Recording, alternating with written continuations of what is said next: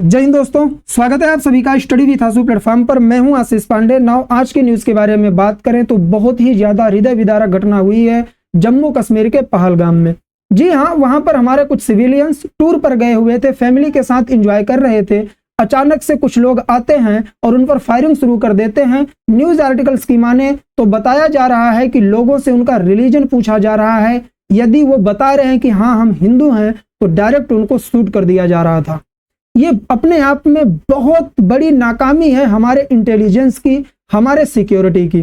कैसे आतंकवादी भारत में एंटर कर रहे हैं और इस तरीके की घटनाओं को अंजाम दे रहे हैं, इस पर आज हम लोग सरकार से क्वेश्चन करने वाले हैं। और आज हम ये भी जानने का प्रयास करेंगे कि गवर्नमेंट इस पर अपना क्या एक्शन लेने वाली है। पाकिस्तान को मुंहतोड़ जवाब देने की आवश्यकता है, क्योंकि ये जो आतंकवादी संगठन यहाँ पर अटैक किया है वो पाकिस्तान का है और उसने पूरी तरीके से इसकी जिम्मेदारी भी ले ली है कि हाँ हमने ही अटैक किया है। और ये अटैक उस समय पर हुआ जब हमारे प्रधानमंत्री मोदी जी सऊदी अरब के विजिट पर गए हुए थे और साथ ही साथ अमेरिका के वाइस प्रेसिडेंट जेडी वांस अपनी फैमिली के साथ इंडिया में आए हुए थे। कहीं ना कहीं ऐसा लग रहा है कि ये आतंकवादी अटैक जो आक्रमण हुआ है, लोगों की हत्याएं हुई हैं, पाकिस्तान की एक सोची समझी रणनीति है और इसमें हमारी गवर्नमेंट को चाहिए कि खुलकर जवाब दे। अब चुप बैठकर चीजों को सिर्फ कड़ी निंदा से काम नहीं चलने वाला है। हमारी आर्मी को छूट देनी चाहिए और पाकिस्तान को सबक सिखाने की आवश्यकता है। चलिए वीडियो की शुरुआत करते हैं। कुछ न्यूज आर्टिकल्स भी मैं आपको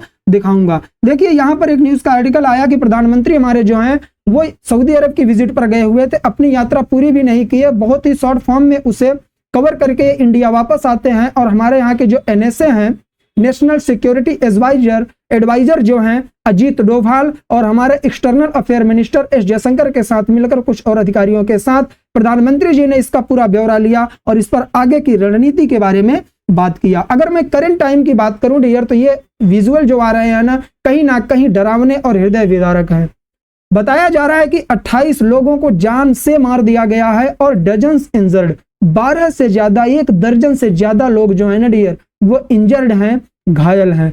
ये उन लोगों पर डियर अटैक हुआ है जो वहां पर पिकनिक मनाने गए थे, एंजॉय करने गए थे। और ये क्रूर आतंकवादी आते हैं और इन सिविलियंस पर, निहत्थे लोगों पर गोलीबारी शुरू कर देते हैं। चीजें बहुत ही हृदय विदारक हैं। अगर मैं बात करूं तो इसको एविल कहा जा सकता है, पूरे तरीके से हॉरिबल है चीजें।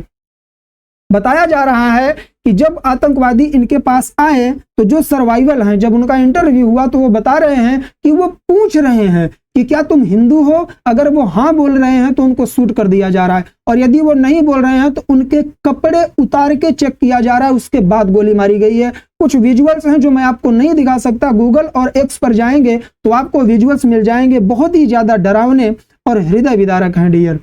और ये चीजें ऐसी हो रही है ना, ये जो कपल आप देख रहे हैं ना डियर, इनकी स्टोरी बहुत ही दर्दनाक है। इनका एक बेटा था जिसने एक एग्जाम में टॉप किया और ये उसको सेलिब्रेट करने चले जाते हैं जम्मू कश्मीर में।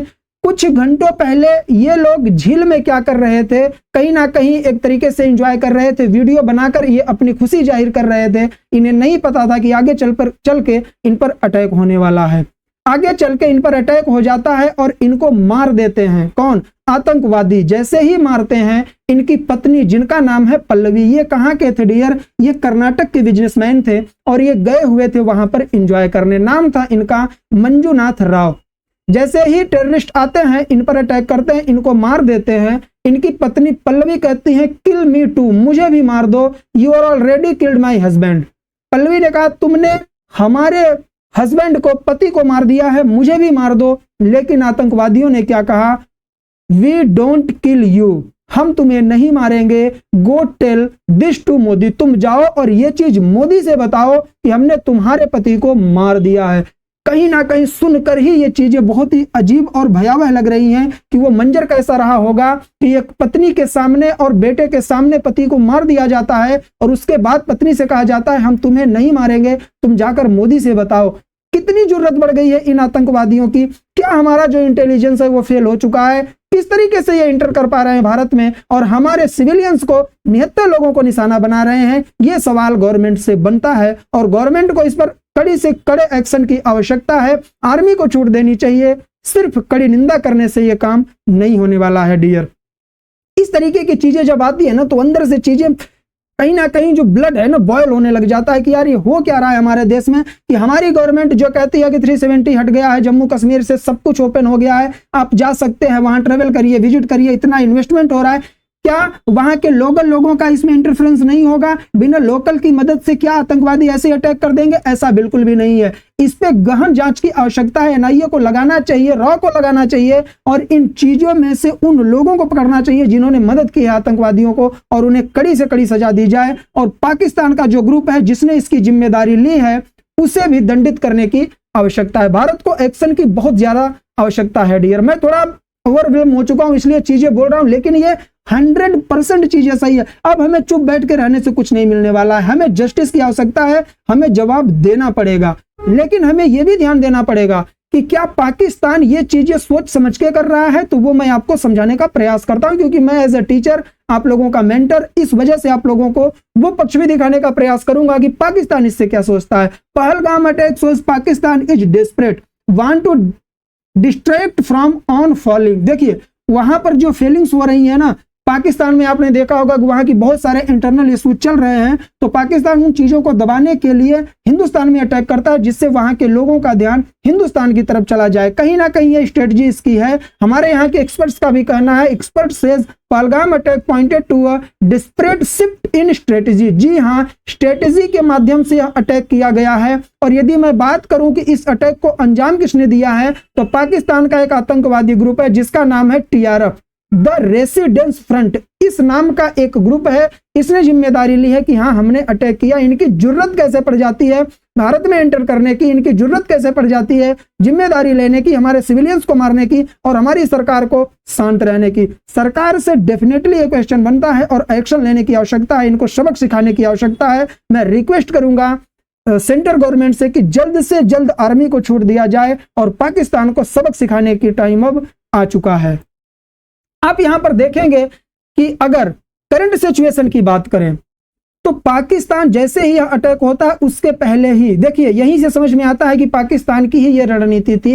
Has Pak deployed military assets to bases near JNK and Pahalgam attack. Pahalgam का जो अटैक हुआ है ना, उसके जस्ट पहले ही पाकिस्तान ने LOC पर और भारत के बॉर्डर पर बहुत ही ज्यादा मात्रा में अपनी मिलिट्री को डिप्लॉय कर दिया है। वहां पर अपने बहुत सारे फाइटर जेट हो चाहे फिर मिलिट्री हो, उनको तैनात कर दिया है कि भारत यदि इसकी प्रतिक्रिया दे तो हम उसका जवाब दे सके। आपको मैं ये भी बताऊंगा कि पाकिस्तान ने इस पर क्या कहा। जब पाकिस्तान से क्वेश्चन हुआ तो यहां पर आप एक व्यक्ति को देख रहे हैं, आगे मैं बताऊंगा ये कौन है। Nothing to do with it, हम इसके बारे में कुछ नहीं कह सकते हैं। In first reaction Pakistan deny role in Pahalgam terror attack. Pakistan ने पहली बार ऐसा कह दिया डायरेक्ट, जब इससे पूछा गया तो कह रहा है कि पहलगाम अटैक में हमारा कोई रोल नहीं है, हम इसके बारे में कुछ भी नहीं कह सकते हैं। आप यहां पर देख सकते हैं पाकिस्तान का डिफेंस मिनिस्टर है जिसका नाम है ख्वाजा आसिफ। इस व्यक्ति का कहना है we have absolutely nothing do with it, we reject terrorism in all its form and everywhere. मतलब सोचकर देखिए कि हम आतंकवाद को रिजेक्ट करते हैं कहीं भी कैसा भी हो। अब गुस्सा आ रही है मुझे, मतलब ये वही लोग हैं जो भारत की ग्रोथ को नहीं देख पा रहे हैं। और आप लोगों को मैं आगे ये भी बताऊंगा कि इंडियन इकोनॉमी पर इंपैक्ट डालने के लिए, अपने यहाँ के इंटरनल इश्यूज से लोगों का ध्यान भटकाने के लिए ये लोग इंडिया पर इस तरीके की हरकतें करवाते हैं। बताया गया कि 5 से 6 व्यक्ति जो थे पाकिस्तानी टेररिस्ट, वो आते हैं और हमारे टूरिस्ट पर अटैक कर देते हैं, जो कुछ दिन पहले पहलगाम में गए हुए थे। इसमें हमारी इंटेलिजेंस फेलियर भी है डियर, क्योंकि मैं अगर पर्सनल बात करूं ना, मैंने भी 1 से 2 वीडियो, एक वीडियो मैंने आप लोगों को अपलोड किया था कुछ दिनों पहले, आई थिंक 1 महीने करीब हो गया, कि जो हमारा POK है पाक ऑक्यूपाइड कश्मीर, वहां पर हमें हमास के कुछ आतंकवादी संगठन के ग्रुप दिखे थे। वो लोग वहां पर रैलियां कर रहे थे, झंडा लहरा रहे थे, रैलियां निकाल रहे थे, तो कहीं ना कहीं इंडिया में एंटर करने की कोशिश कर रहे थे। कुछ दिन पहले मैंने आपको एक वीडियो दिया था जिसमें मैंने बताया था कि पाकिस्तान की जो सेना है LOC पार करने का प्रयास कर रही थी। 4 से 5 लोगों की वहां पर डेथ भी हुई थी, पाकिस्तानियों की कुछ इंजर्ड भी हुए थे, माइंस पे पैर पड़ा था। तो इनकी स्ट्रेटेजी बहुत लंबी चल रही थी भारत में अटैक करने की। मेन पॉइंट अगर मैं इकोनॉमिस्ट एनालिसिस्ट की बात करूं, जो अर्थशास्त्री हैं, उनका कहना है कि जो अमेरिका और चाइना के मध्य में ट्रेड वार, टैरिफ वार छिना हुआ है, इससे भारत को फायदा होने वाला है। जी हाँ, बहुत सारी कंपनीज ऐसी हैं, बहुत सारे इन्वेस्टर्स ऐसे हैं जो भारत में इन्वेस्ट करने की कोशिश कर रहे हैं, क्योंकि इन दोनों में ट्रेड वार छिना हुआ है।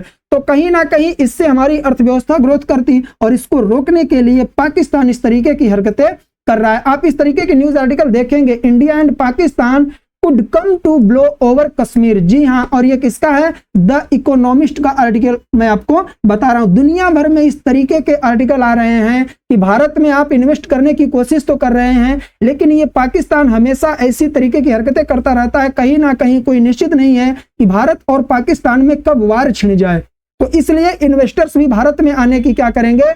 आने से हिचकिचाएंगे। आप देख रहे हैं ना, बांग्लादेश छोटा सा कंट्री है, बांग्लादेश जिसकी कोई औकात नहीं है हमारे सामने, वो हमें आंख दिखा रहा है। बांग्लादेश के टेररिस्ट पश्चिम बंगाल के मुर्शिदाबाद में वायलेंस करवाते हैं, उनका रोल मिलता है, और उन पर हमारी गवर्नमेंट अभी कोई एक्शन नहीं ले पाई है। जम्मू कश्मीर में पाकिस्तान अटैक कर रहा है उस टाइम पर जब भारत में इन्वेस्टर्स आने की सोच रहे हैं। तो कहीं ना कहीं यह सोचने वाली बात है, और इंडियन गवर्नमेंट को इस पर एक्शन लेने की आवश्यकता है। मुझे ऐसा लगता है कि हमारी गवर्नमेंट जो सेंटर में इस समय है, उसको कड़ी से कड़ी निंदा करने की बजाय कड़ा से कड़ा एक्शन लेना चाहिए। हमारी मिलिट्री को पूरा पावर देना चाहिए। जब तक पाकिस्तान के लोगों की हत्याएं नहीं होगी, लोगों in the sense in terrorist की और वहां के जवानों की, देखिए एक कासिम मुनीर नाम का व्यक्ति है वहां का, शायद वहां का चीफ है, इन लोगों की पूरी स्ट्रेटजी है। पाकिस्तान को खुल के मुंहतोड़ जवाब देने की आवश्यकता है। मैं उम्मीद करता हूं कि हमारी गवर्नमेंट इसमें सक्षम है और ये कर भी सकती है। बाकी आज के लिए बस इतना ही। बहुत ज्यादा ओवरवेल्म हो गया हूं मैं, बहुत ज्यादा चीजें भरी हैं, कुछ ज्यादा बोल जाऊंगा प्रॉब्लम हो जाएगी, इसलिए मैं आपसे कह रहा हूं जितने भी लोग हैं वीडियो को शेयर करें और अपने दोस्तों को बताएं, और खुद इस तरीके की मुहिम चलाएं कि अब हमें कड़ी निंदा से काम नहीं चलेगा, पाकिस्तान को जवाब देने का टाइम आ चुका है डियर। तो चलिए इसी बात के साथ वीडियो को खत्म करूंगा। घटना बहुत दुखद है, कहीं ना कहीं इंडिया को भी थोड़ा सोच समझ के एक्शन लेने की आवश्यकता है। अचानक से पाकिस्तान जो चाह रहा है, क्या वही हम कर देंगे? सारी चीजों को सोच समझ के टाइम लगेगा, लेकिन मुझे उम्मीद है कि सेंट्रल गवर्नमेंट इसका जवाब जरूर देगी। तो चलिए, इससे रिलेटेड कोई न्यूज अभी आएगी ही तो मैं वीडियो लेकर हाजिर रहूंगा। आज के लिए बस इतना ही। जय हिंद, जय भारत।